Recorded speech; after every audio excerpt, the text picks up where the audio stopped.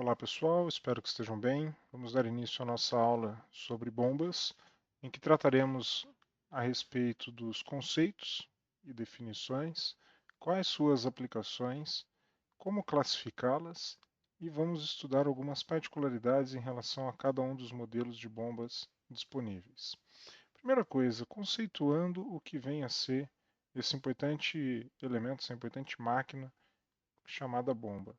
São máquinas geratrizes, ou seja, possuem a intenção, aí, a característica, a função de transformar o trabalho mecânico em energia hidráulica. Normalmente isso poderá ser feito via motor elétrico ou, em alguns casos, outras fontes de energia, como por exemplo turbinas, possam ser aí alguns elementos motores para fazer com que a bomba gere trabalho. Esse trabalho, por sua vez, oriundo ali do eixo da bomba, ele vai permitir que a bomba forneça esta energia para o fluido que está sendo bombeado. A característica dela é deslocar um fluido, fazer com que o fluido que entre na sucção saia pela descarga. Este fluido, portanto, ele irá receber velocidade, ele será acelerado, ele terá, portanto, velocidade. Ao ter velocidade, ele adquire energia na forma de energia cinética, portanto, este trabalho será convertido em energia cinética. Além da velocidade, o fluido ele também recebe ganho de pressão. Então, ele acaba, em função do acúmulo de fluido que se dá à frente na tubulação de descarga, este acúmulo de fluido gera um aumento de pressão. Portanto, parte deste trabalho, além de oferecer velocidade, portanto ser convertido em energia cinética, ele também gera um aumento da energia potencial do fluido, na característica de energia potencial de pressão. De que modo nós podemos classificá-las? Que tipos de bombas nós encontraremos no mercado? Basicamente as bombas de deslocamento positivo, que podem ser aí alternativas ou rotativas, turbobombas e algumas bombas especiais.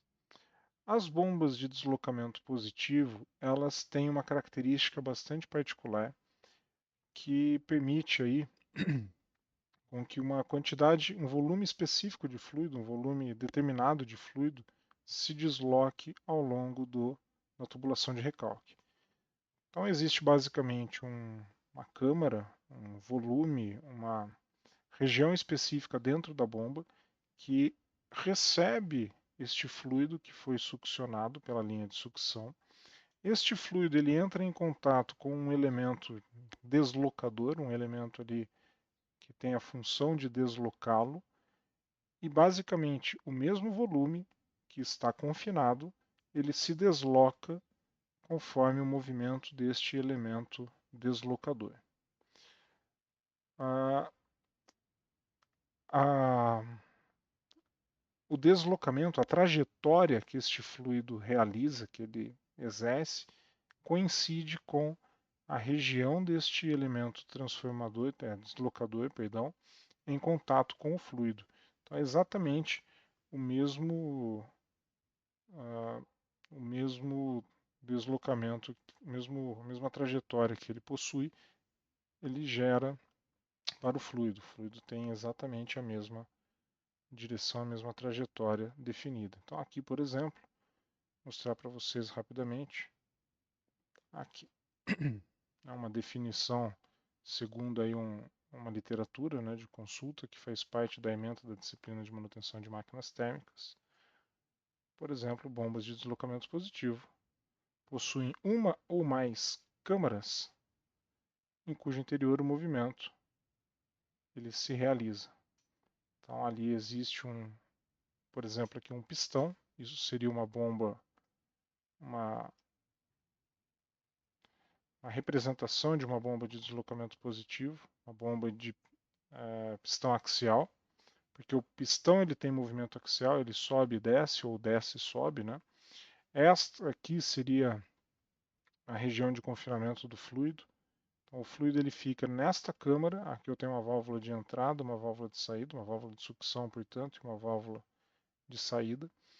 O fluido ele é succionado para dentro desta câmara todas as vezes que o pistão ele realiza um movimento ascendente. E quando este pistão desce, portanto, fazendo um movimento descendente, ele comprime esse volume. Ao comprimir o volume, gera aumento de pressão.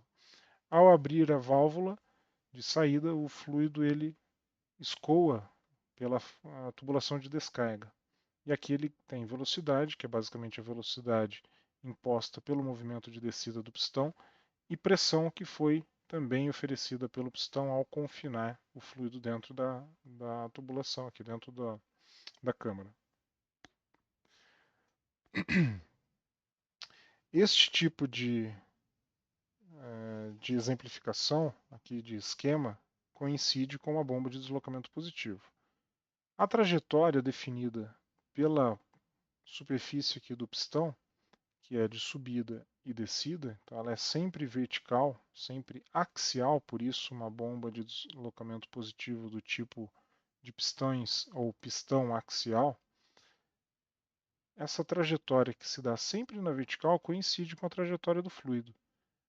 Além desta trajetória entre os pontos A e C, né, ou A, B e C, tem também a trajetória aqui de 0 a C e de C a 1, que é justamente a que ocorre na sucção e na descarga, respectivamente.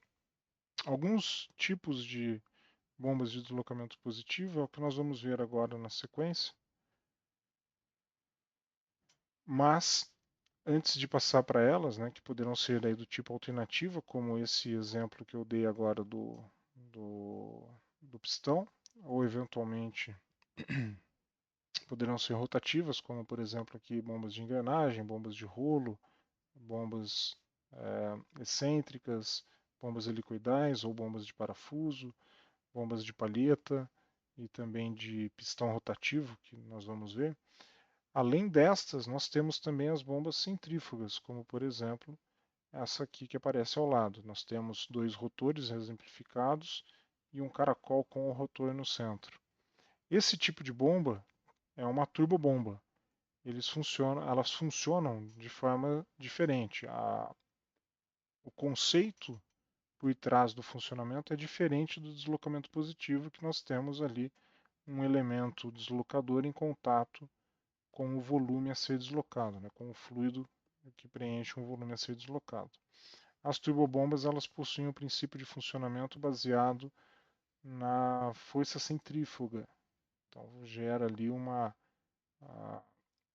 diferença de pressão em função da ação da força centrífuga, dado o movimento rotativo do rotor, que permite que o fluido se desloque.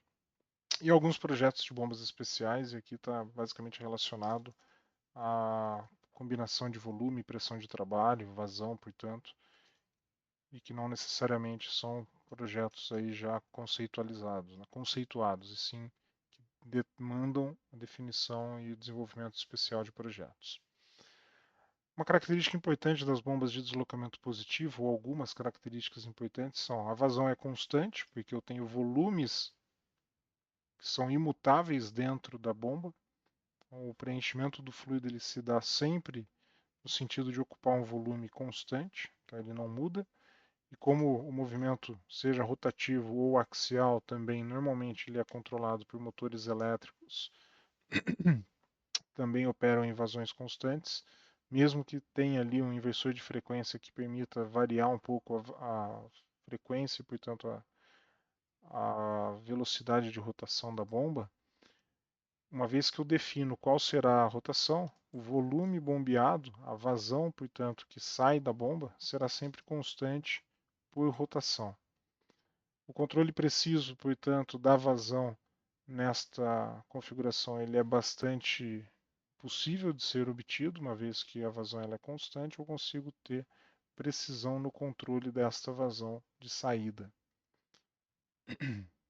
Alguns exemplos, como eu mostrei ali para vocês, são as bombas de engrenagem, bombas de palheta e bombas de parafuso, além das demais ali que foram apresentadas, como por exemplo as de lóbulos. Aqui um exemplo, dois exemplos de bombas de engrenagem. temos aqui as bombas de engrenamento externo e bomba de engrenamento interno. As de engrenamento externo, elas recebem esse nome porque o contato do fluido se dá na parte externa dos dentes. Então, são duas engrenagens que estão sincronizadas entre si, então existe um engrenamento entre elas.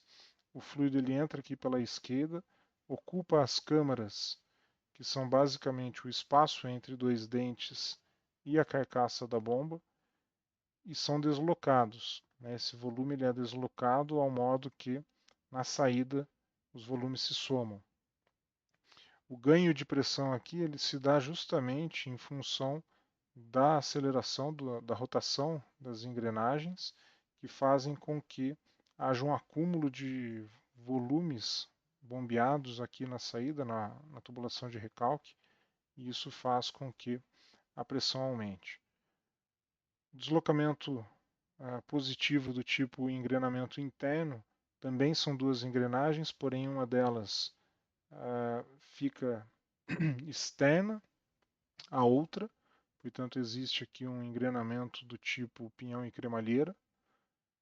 Este pinhão, entre ele e a cremalheira, no movimento rotativo, existe também um elemento ali que permite gerar algum tipo de excentricidade. Esta excentricidade é o que garante que haja uma diferenciação dos volumes. Então notem que o volume maior aqui na área verde, indicando a sucção, e o volume menor na área vermelha, indicando ali a pressurização do fluido, justamente coincidindo com a região de descarga. Isso favorece que haja um direcionamento no sentido de deslocamento do fluido dentro da bomba e também um aumento de pressão. Então, aqui um exemplo de engrenamentos, de bombas que operam com engrenamento, bombas de engrenagem.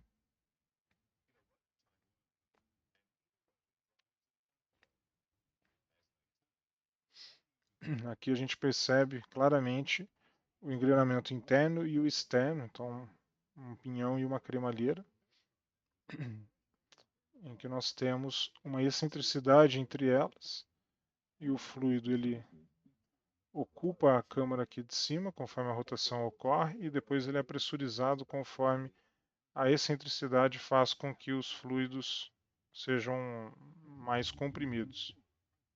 Aqui a peça, o elemento intermediário que gera excentricidade e aumenta, portanto, a pressurização em uma das pontas.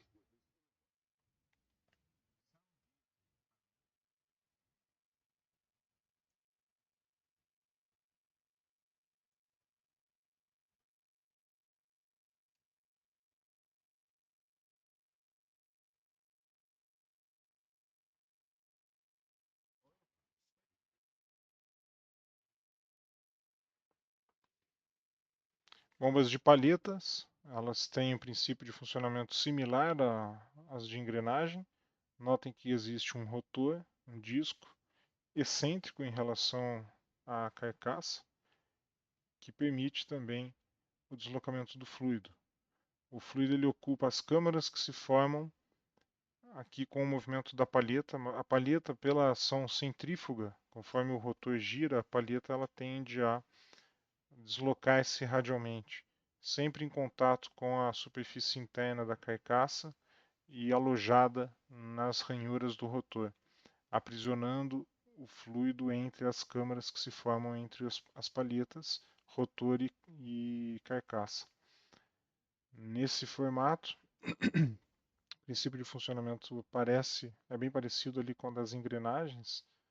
O fluido ele fica alojado nesses volumes, então o volume deslocado ele é constante, é sempre o volume de cada uma dessas câmaras. Notem que a excentricidade faz com que na sucção o volume ele aumente, portanto haveria aqui uma queda de pressão, depois haveria uma redução do volume fazendo com que a pressão interna ali do fluido aumentasse.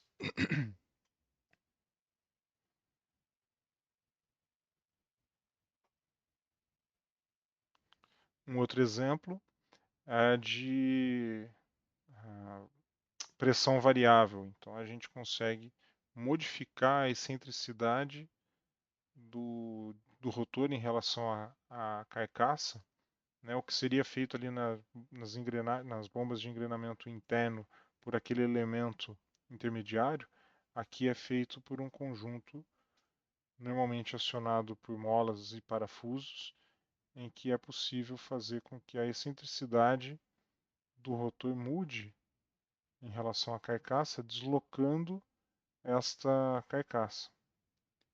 A gente consegue, apertando os parafusos de regulagem, fazer com que a carcaça se desloque em relação ao rotor, de modo que esta excentricidade ela possa ser reduzida ou aumentada. Deixa eu voltar aqui. Notem que aqui à direita a folga aumentou, a mola comprimiu-se, porque foi utilizado o recurso aqui do parafuso de regulagem de modo a aumentar a excentricidade. Ao aumentar a excentricidade, é possível fazer com que haja a variação de pressão entre a saída em relação ao rotor mais excêntrico ou menos excêntrico. Outro tipo de bomba de deslocamento positivo são as bombas de parafuso. Elas possuem o mesmo princípio de funcionamento de deslocar um volume constante. Aqui basicamente o volume ele está relacionado ao aprisionamento do fluido entre a rosca, né, um fio de rosca, e a carcaça. Essa aqui é uma bomba de um único parafuso. Então, existe um único parafuso que desloca realmente o fluido, e o fluido ele fica ali alojado entre dois filetes de rosca. Então, por isso o volume ele é constante. E aí há o deslocamento deste fluido. Uma outra possibilidade é trabalhar com mais de um parafuso, então dois parafusos engrenados, né, fazendo ali a função de uma engrenagem. Aqui vocês verão uma bomba de pistão, em que também existe ali, como eu mostrei na imagem anterior, lá no início, né, uma câmara de pistão preenchida pelo fluido. Este fluido ele é empurrado pelo êmbolo, que faz com que o fluido seja deslocado. Aqui vocês perceberão que existe uma inclinação entre um prato que sustenta os pistões, esse prato aqui. Este prato ele está associado aos pistões. Toda vez que o pistão ele passa pela região aqui de maior afastamento do prato em relação a este corpo cilíndrico, que é basicamente o corpo que sustenta, que comporta todas as câmaras, o curso ele estaria, né, o pistão estaria ocupando ali o ponto morto superior, em que não há ganho de pressão. Uma vez que o pistão ele ocupa a região aqui do menor afastamento do prato em relação ao corpo cilíndrico, tem a máxima pressão. Então ele está no ponto morto inferior. Para bombas de regulagem de vazão, regulagem de pressão, do tipo pistões rotativos, é possível mudar a inclinação desse prato em relação ao corpo cilíndrico, que é a imagem aqui no canto superior direito, fazendo com que a gente mude a inclinação desse prato e, portanto, aumentando ou diminuindo a pressão de recalque do fluido. Então, percebo aqui na imagem à direita, né, que está rodando simultâneo, que a inclinação do prato muda ali a pressão das câmaras. Aqui o azul, nessa imagem, tanto na de cima quanto na de baixo, representa o fluido em sucção. E a cor vermelha, o fluido já recalcado.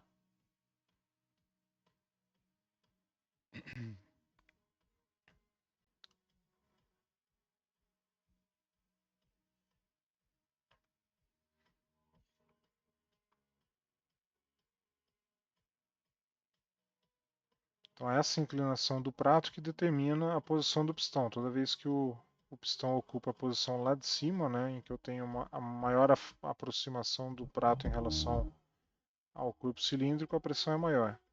Aqui estamos justamente controlando a inclinação do prato, diminuindo a diferença de pressão em função da inclinação, e conforme a inclinação aumenta, tem uma região bastante comprimida, uma região bastante distendida, e aqui há uma diferença maior entre as pressões.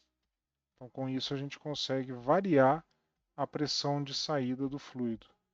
Isso aqui é conhecido como uma bomba de pistão variável. O movimento ele é diferente das bombas axiais, né, de pistão axial, porque aqui é uma bomba de pistão rotativo, mas tem essa característica possível aí de trabalhar com aumento de inclinação do prato e, portanto, mudança da pressão. Dito isso, fizemos aí um apanhado sobre bombas de deslocamento positivo. Deixa eu só voltar aqui. Então vimos ali as bombas de engrenagens, vimos bomba de parafuso, onde tinha apenas um parafuso na imagem, um parafuso de um fio único. Aqui nesta imagem nós vemos dois parafusos, e estes dois parafusos eles estão,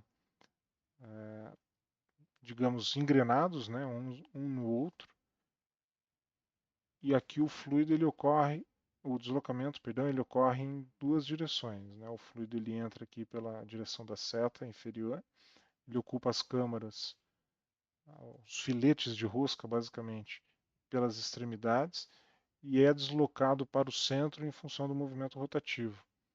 Então, parte do fluido se desloca da direita para a esquerda, parte do fluido se desloca da esquerda para a direita. Novamente se unem no centro, se encontram no centro e são bombeados para fora da carcaça da bomba. Bombas excêntricas, né, bombas de pistão aí excêntrico. Essa aqui nós não vimos em nenhum dos vídeos, e nem as bombas de rolo. Bomba de rolo nós falaremos sobre ela quando formos tratar de compressores e bombas de vácuo. Elas são basicamente, essa configuração é basicamente utilizada para gerar vácuo. Uma bomba bastante utilizada aí na produção de vácuo. Bombas de palhetas nós vimos, e a bomba de pistão giratória é exatamente a que o último vídeo aí nos mostrou, os últimos dois vídeos nos mostrou. Aqui nesta imagem não há uma regulagem de inclinação de prato, não há uma diferenciação entre a posição de ponto morto superior e ponto morto inferior, e portanto não há uma característica de vazão variável ou pressão variável. Turbobombas, basicamente compostas aí por rotor, impelidor ou impulsor, né? Então são três nomes possíveis para o mesmo elemento, que é justamente esse carinha no centro, esse corpo central que é cilíndrico, que nesta imagem aqui nós temos dois rotores sendo representados, um rotor baixo e um rotor alto. Ele é responsável pela aceleração, então é ele quem promove a aceleração para o fluido. O difusor, ou coletor, ou caracol, ou voluta, estes nomes justamente pela forma construtiva, né, a geometria deste corpo, que é realmente em formato de caracol, ele é responsável por fazer com que haja a transformação da energia cinética, portanto, a conversão da energia caracterizada pela velocidade que o fluido adquiriu quando acelerado, em energia potencial de pressão. Então, ele aumenta a pressão, ele ganha pressão justamente quando ocupa essa região, a voluta aí, ou caracol. E as pás guias, que são as pás que constituem o rotor, elas são responsáveis por direcionar o fluido, então facilitando o escoamento, reduzindo a turbulência, permitindo ali um escoamento mais natural possível, né? Este rotor aqui à direita, que vocês podem verificar a geometria bastante complexa das pás guias, traz um exemplo bastante interessante da complexidade do escoamento, porque aqui a gente está fazendo com que o fluido não apenas se desloque, né, que ele escoe pelas pás, mas esse tipo de bomba ela tem uma característica bastante importante que é diferencial em relação às bombas de deslocamento positivo. Existe aqui uma mudança no sentido de escoamento do fluido. Nas bombas de deslocamento positivo, se vocês notaram, o fluido ele entra aqui pela esquerda, faz todo o percurso perimetral e sai na mesma direção. Então, em todos os formatos, para absolutamente todas as constituições, ocorre da mesma maneira. Aqui na bomba de pistão, que tem uma mudança em 90 graus em relação ao deslocamento. O que não necessariamente precisa ser nesse formato. Tá? Inclusive nos vídeos que vocês viram, a disposição aqui entre entrada e saída é diferente. Mas nas turbobombas, nas bombas centrífugas, obrigatoriamente existe uma mudança no sentido de deslocamento do fluido. Então os rotores eles estão girando, supondo aqui o eixo na posição vertical, o rotor está girando em torno deste eixo.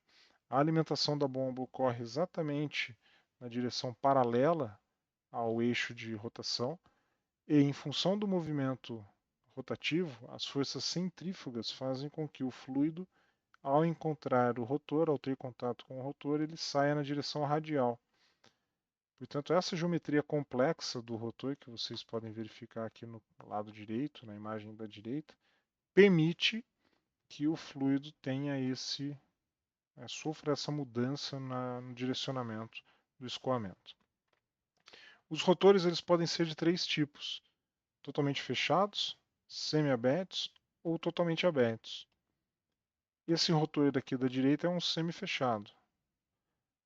Quanto mais fechado eles forem, mais eficiente eles são. Por quê? Eu consigo confinar o fluido exatamente dentro dos limites do rotor. Quanto mais aberto eles são, mais fuga nós temos, mais folgas existem entre o rotor e a carcaça e, portanto, perdas são existentes. Porém, quanto maior for a abertura, portanto, quanto mais abertos forem os rotores, eu consigo bombear fluidos de maior viscosidade. Os rotores fechados já não permitem escoamento de fluidos de alta viscosidade, justamente pelo fato de que os canais pelos quais o fluido deve escoar são menores, são mais fechados. Isso inviabiliza ou impossibilita até mesmo o escoamento de fluidos viscosos. Fluidos viscosos, portanto, como por exemplo óleos, petróleo, precisam ser bombeados em rotores abertos. Aqui um exemplo de funcionamento de bombas centrífugas. Trazem dois vídeos aqui que trazem para nós algumas ideias de funcionamento de bombas. Né? Então aqui o rotor, ou impulsor, né? Ou que pode ser aberto, semi-aberto ou fechado. Toda vez que ele gira em função das pás, ele consegue direcionar o fluido. E aqui vocês vão ver a diferença entre a entrada e a saída. A ação da força centrífuga, que faz com que o fluido escoa na direção radial. Então aqui uma entrada paralela ao eixo da bomba e saindo na direção radial.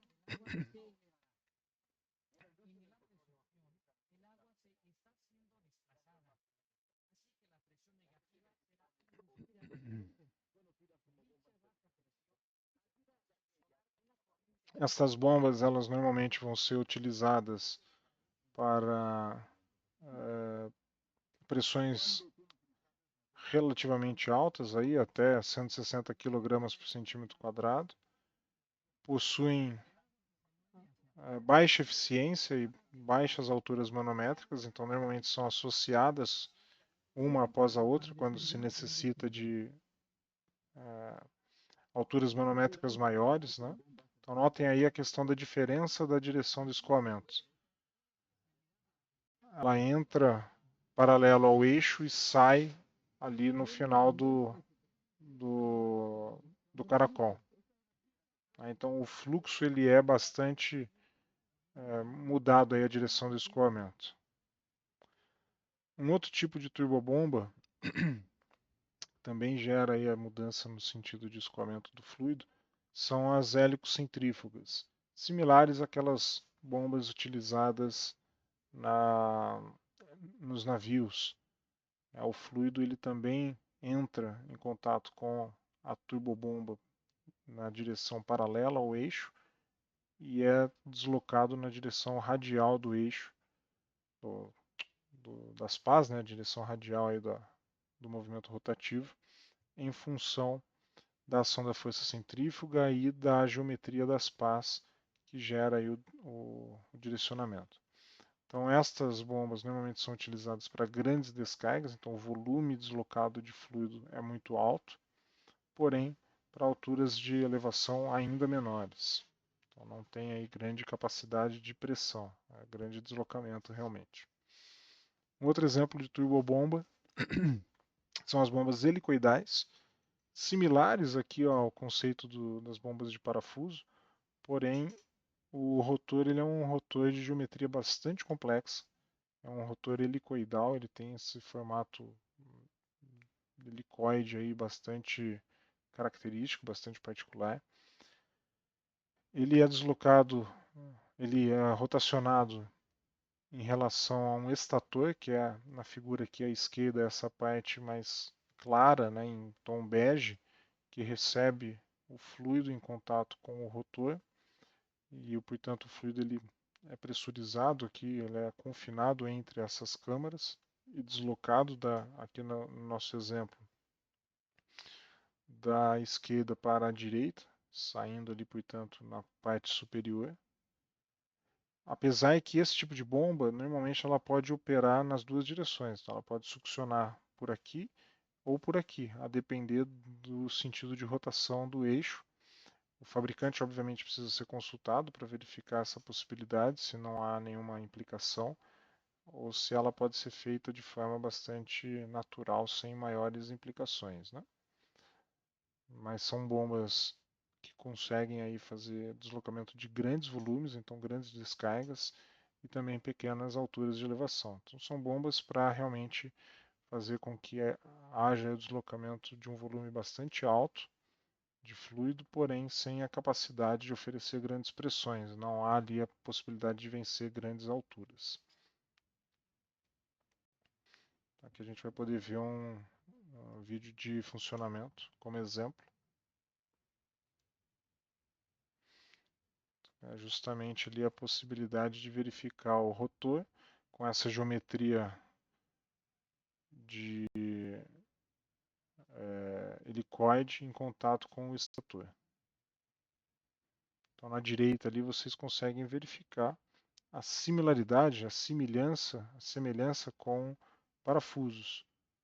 Porém, o parafuso ele não tem essa variação de posição, né?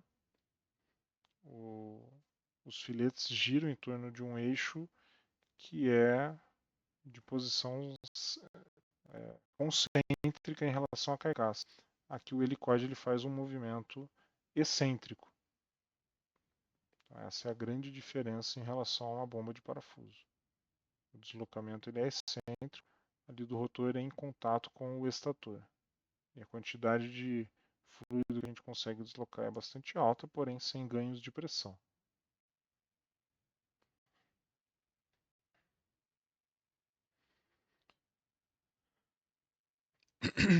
Outro tipo de bombas consideradas aí como turbobombas são as bombas axiais ou propulsoras, também para grandes descargas, portanto grandes volumes. E aí aqui a gente consegue vencer grandes alturas manométricas, né, grandes alturas de elevação. O princípio de funcionamento ele é muito similar a uma bomba centrífuga, então aqui a alimentação se dá por baixo, nessa câmara inferior, e a saída ocorre na direção radial, também em função da ação da força centrífuga, exatamente do mesmo modo que as as bombas centrífugas que nós falamos inicialmente.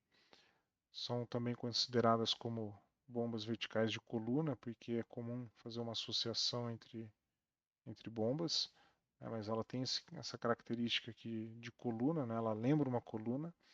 Na região superior, essa a parte aqui da transmissão de movimento é basicamente um grande redutor que existe e que promove, portanto, grande torque e por essa razão a possibilidade aí de vencer grandes alturas de elevação. As turbobombas, como eu venho falando, elas normalmente são empregadas em associação, então mais de uma bomba operando juntas. Isso pode ser feito em dois tipos, associação em série ou associação em paralelo. Série é quando uma bomba alimenta a outra, então é uma bomba na frente da outra, né, no diagrama hidráulico. A vantagem, né, ou a característica dessa associação seriada é o ganho de pressão. Então, a cada tubulação de descarga, então a primeira bomba succiona e gera o recalque, gera a descarga. A segunda bomba succiona a partir do recalque da primeira e entrega para uma terceira bomba, que eventualmente vai entregar para uma quarta, quinta, também sempre com incrementos na pressão. Porém, a vazão ela é a mesma, a vazão é constante. A primeira bomba entrega uma vazão constante para a segunda, que tem a capacidade de tratar exatamente a mesma vazão da primeira e vai fazendo incrementos de pressão. Isso implica, portanto, em bombas fazendo aí o ganho de pressão, porém não variando a vazão. Elas devem ter, portanto, a mesma característica em termos de vazão, podendo ser diferentes na capacidade de pressurização. Então, o diferencial de pressão que elas oferecem para o fluido pode variar de uma para outra, desde que a vazão seja a mesma. Bombas em paralelo, elas possuem a característica de dobrarem ou multiplicarem a vazão em função da quantidade de bombas nesta associação. Diferente da associação em paralelo, o ganho aqui ele se dá na vazão e não na pressão. Portanto, a característica dessas bombas deve ser que o diferencial de pressão entre uma e outra deve ser exatamente o mesmo. Então, a quantidade de pressão inserida ao escoamento, ao fluido, deve ser igual para todas as bombas associadas em paralelo. Porém, o ganho ali vai ser na vazão. Se houver diferença de pressão entre uma ou outra bomba, o risco que se tem é que, como as tubulações de recalque elas são unificadas, então várias bombas succionam simultaneamente e entregam na tubulação de recalque, a mesma tubulação de recalque, simultaneamente o fluido.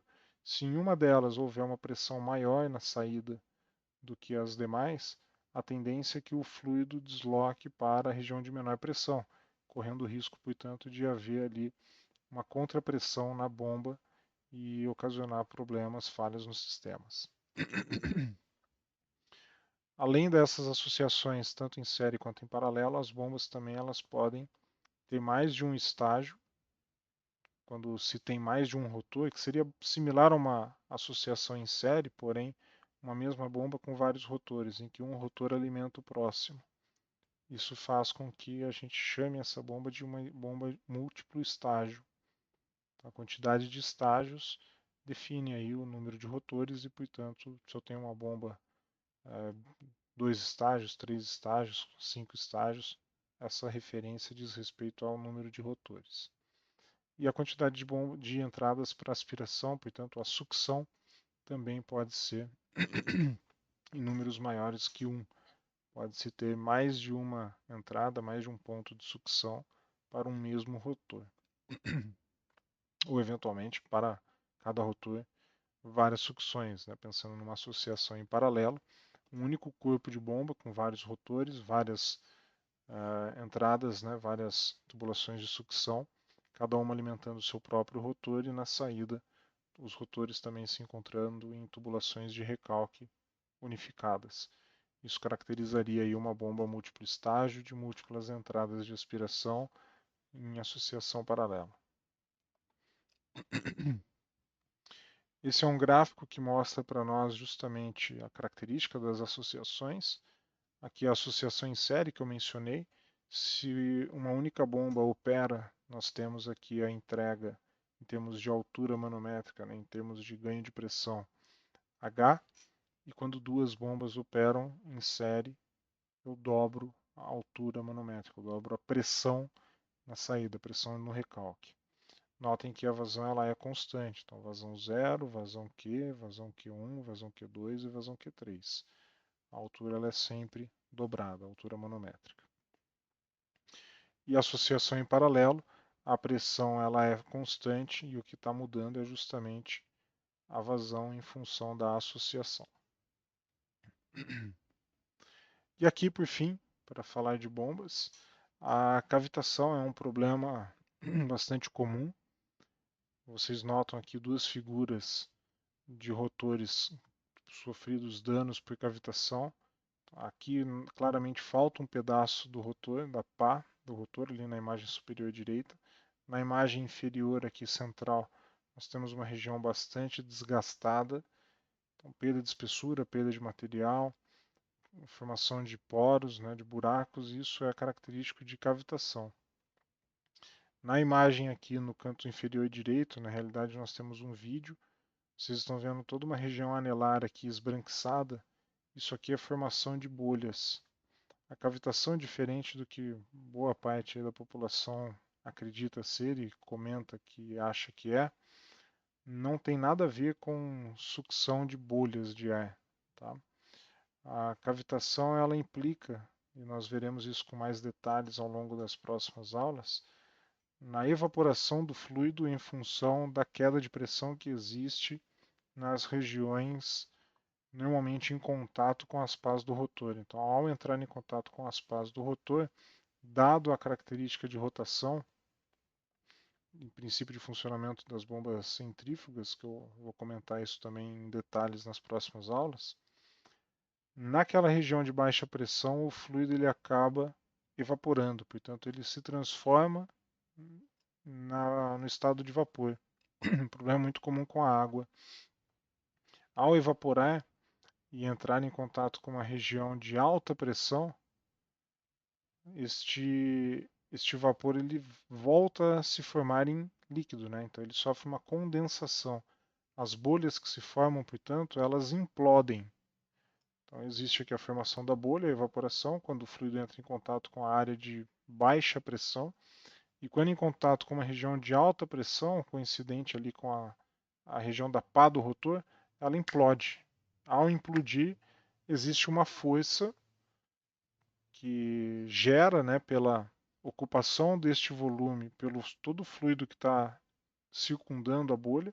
Então esse fluido ele ocupa rapidamente a região que estava ali preenchida até então por um gás, e nesse preenchimento, nessa implosão que a bomba sofre, normalmente na região ali em contato com o rotor, então ao fazer isto aqui, o fluido que colide literalmente com a superfície do rotor gera uma força muito alta e este impacto mecânico que ocorre faz com que o material vá se desprendendo, vá se deteriorando ao longo do tempo. No vídeo aqui à direita vocês já percebem que a bolha não se forma mais, não tem mais aquele anel esbranquiçado, mas ali a gente consegue perceber algumas regiões mais escuras. Ali já é o rotor cavitado. No início do vídeo talvez vocês não tenham notado, não tenham percebido, mas vocês poderão voltar aí depois para assistir com calma. O rotor ele estava íntegro. Vocês verão como ele vai sair aqui ao final. O manômetro que aparece eventualmente ali na imagem, ele está indicando para nós a pressão na sucção. Se a pressão é baixa, a tendência à evaporação é maior. Aí a formação de bolhas, portanto, e o risco, né, o problema da cavitação ocorre. E quando a pressão na sucção aumenta, o fluido não tem a possibilidade de evaporar ou diminui a possibilidade de evaporação e naturalmente a cavitação também. Agora a pressão na sucção certamente está diminuindo, o anel ali esbranquiçado volta a se formar, ele provavelmente já vai caminhando aqui para o final do vídeo e o rotor vai parar. Vocês poderão verificar o estado final dele. Notem lá a quantidade de esbranquiçado que se forma na imagem é bastante grande, portanto isso está associado à quantidade de fluido que evapora, nesse caso é a água. É bastante grande, né, o volume. Aí, exatamente, ó, ele interrompeu já o funcionamento. Toda essa região preta, toda essa região marcada no rotor é cavitação, é o impacto da cavitação. Foram regiões em que o fluido colapsou, né, as bolhas ali se colapsaram, implodiram. Esse aqui é o rotor no início, ele já estava danificado, mas bem menos, né? No final do vídeo o dano é muito maior. Bom, era isso que eu tinha para apresentar para vocês. Espero que tenham compreendido, que tenham assimilado o conteúdo. Nos vemos na nossa próxima aula. Até lá.